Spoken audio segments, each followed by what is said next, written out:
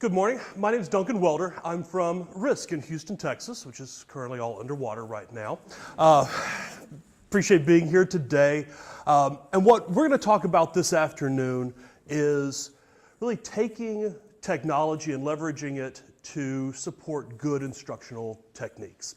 If you're like me, you probably have a bookshelf like this that has tons of material on how to make effective training, how to improve retention, how to help engage learners. And then what happens so often in the real world is we have this massed delivery of content, either in the classroom, right, with the Charlie Brown teacher, or we've pushed out online courses, which really don't provide a lot of feedback, don't provide a lot of adaptability. Of course, we've had the advent of rapid development authoring tools, which means we can make a lot of ineffective and poor content and deliver it at lightning speed.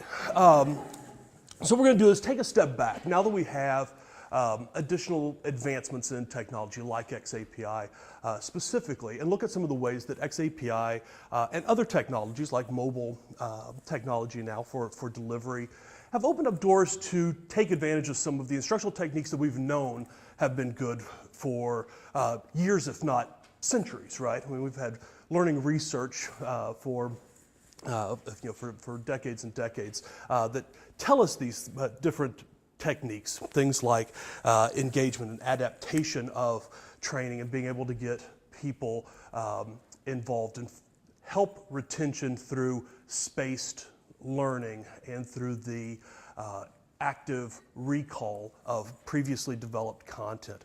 And in this afternoon's session, what we'll do is take a look at a case study for leadership development training I've been working on with a company now and taking advantage of xAPI to be able to deliver that content in small bites over time to help improve retention.